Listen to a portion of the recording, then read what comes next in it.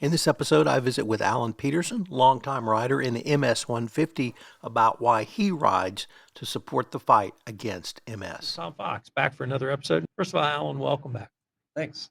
So, Alan, we had the chance to visit last year about your ride, but could you remind the audience why you ride? Thanks, Tom. And I appreciate the opportunity to talk about the MS Society's work in addressing this terrible disease. My mom had MS. She was diagnosed back in the 80s. And so it became a personal cause for me when that happened. And so as soon as I could get around to a position to do something to help support the MS Society. So you've been riding actually for quite a long time. And we had some rides together, although we didn't know each other back after the turn of the century, but I had to quit and you've been able to keep up. So what number is 2023 for you? So this will be my 13th MS 150, the 12th in Texas. The first one I rode was in Colorado. That was 1992. I got restarted again in 2005. And as we discussed earlier, I was able to ride rather intermittently while I was still working because I was traveling quite a bit. But since I've retired, I've made every year that they've had the ride. So Alan, you're a member of the 300 Club. Could you tell us what the 300 Club is and really the significance of it? I have a large number of very generous friends is the reason that I'm in the 300 Club. The 300 Club is really nothing more than the folks that are registered for the ride and have solicited donations that are the highest 300 participants. So there are about 6,100 riders last year who raised 8.7 million in total for the ride. About 70% of that money is actually in the top 300. So can you share with us, you had a record-setting year, as I recall, last year. I can't believe how generous my friends were last year. Yeah, I'm in the 127th position, I believe, with a total donation of $10,550. As I recall, that was your first year to crack 10,000. It was. The year before it had been about 8,600.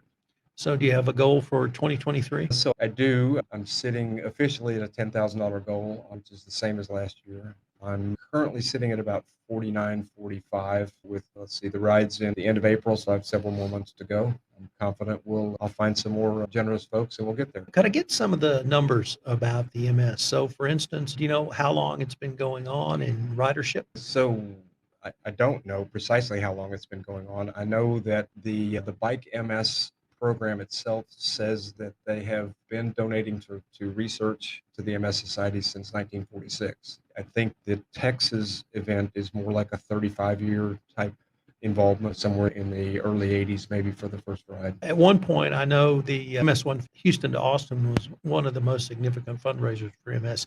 Is it still up there? It is their largest fundraiser by far. In the time that you and I were riding together, it was achieving something like 95% of their funding for the Texas chapter at the time. I don't know what those percentages are now. They're a little tight-lipped about that, but it is a significant portion of the fundraising total. And then is of the 60 bike MS events in the country, the Texas MS 150 is the biggest. So what do you have any sense of the numbers the MS Society hopes to bring in for this ride this year? Yeah, they hope to get to 10 million this year. They were at 8 million last year. So that's a significant upside. But with a growth from 6,100 to 7,000 is what they expect, and they're on track. We're at 4,100 right now. I can remember reading, I think it was in the Chronicle, where it said that for any serious or perhaps even non-serious bike rider, the MS 150 was just a rite of passage at least from Houston. Did you feel that way?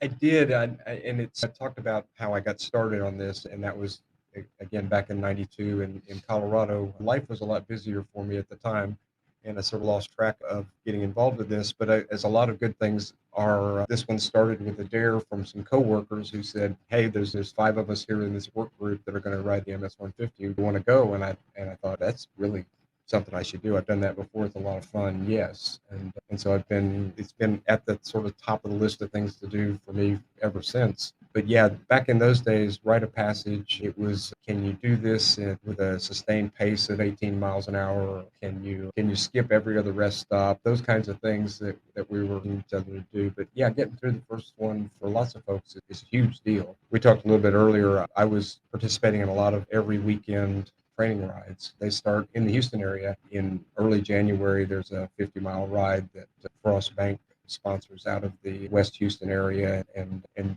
pretty much every if not every weekend, every other weekend from then until the MS 150. There's something that you can do a training ride at 50 to 100 miles, whatever you like. If you have never ridden on the MS 150, you probably think it's a long bike ride and it's a lot of people. I understand that. But that doesn't really even begin to scratch the surface. I likened it to Sherman's army moving across Texas. And I really want to say that in a lead up to this couldn't happen without volunteers. Could you say a word about the volunteers, what they do in LaGrange, what they do at the end of the ride, how they man each of the rest stops, and really how the volunteers make this whole thing work?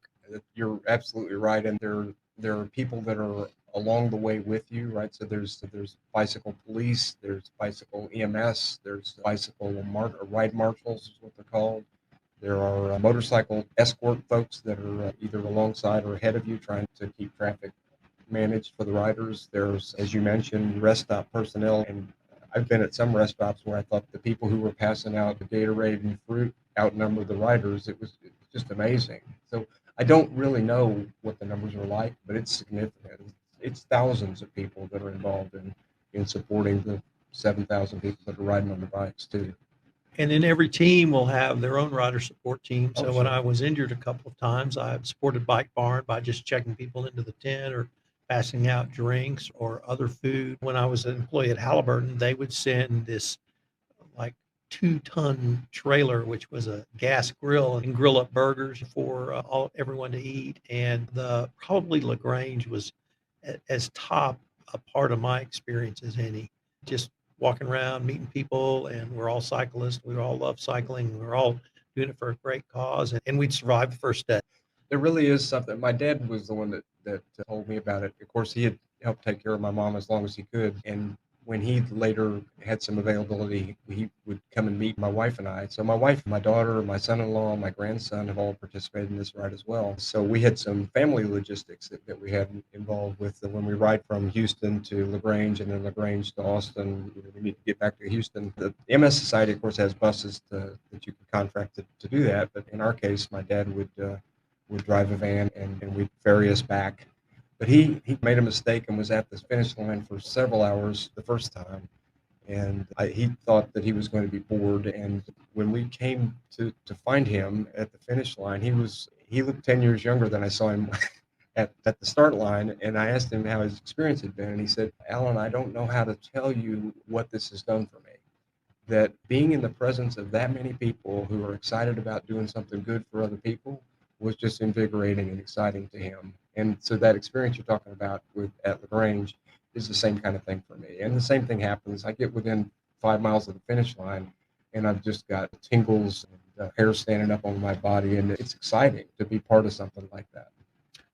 My wife drove the sport van for many years. We couldn't get her on the bike, but I could get her driving up to LaGrange and or Austin. The other thing that always impressed me was there was always people who have MS at the rest stops and at the end, and they would personally thank you for what you had done. And what that communicated to me was the money I raised or the pledges I got was actually going to help people. Could you say a few words about that? Yeah, and real people that you could see, far more tangible of an experience in that regard. Yeah, there are people that are out on the route every year in the same place. In sometimes they started off in lawn chairs with just sitting next to them, and the next year you see them in a wheelchair and but waving flags and cowbells, and that leads me to the rest of that experience. Right, there's people along the route in the various towns that we go through who are crazy supporters of this experience and just love the feeling that they get. I'm sure in that too. But yeah, an unbelievable feeling when you walk by or when you ride by a collection of folks that are out there spending their day in the sun, saying thank you for what you're doing. It really does make the effort feel special. So you talked about your personal connection to this disease, but there's another family connection that you have in your ridership, and that's with your daughter. Could you talk about that? And as I said a little bit earlier, so my daughter has ridden 10 times with me in the MS. She won't be able to this year. She's got a conflict. But yeah, and so there's lots of father-daughter time that we've had on the bikes beside one another, going through the countryside, sitting in the massage line at LaGrange, waiting for the fried or the roasted chicken at the barbecue dinner in LaGrange. So lots of really quality time with each other, and so it's a really special thing in the way of a bond for us. So that's a big part of the experience for me as well. But as I mentioned, my son-in-law, her husband, Mike, has ridden 4 times with us. As my grandson, Brandon, has ridden a couple of times with us as well. My wife, back in the 2006 through 2009, we rode a tandem together. If you want a marriage test, Pretty strong one. that's a good one.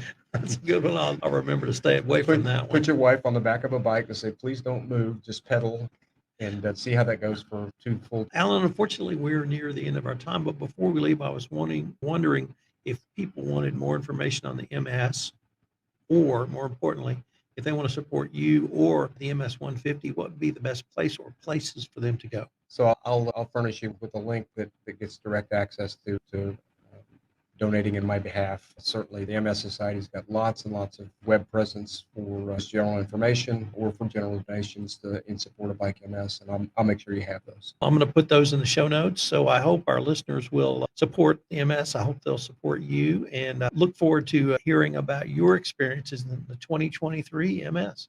Thanks so much, Tom. This is Tom Fox again. Thank you so much for listening to this episode. We're going to link to Alan Peterson's donation page in the show notes. I hope you'll consider making a donation to help in the fight against MS. The Hill Country Podcast is a production of and a part of the Hill Country Podcast Network.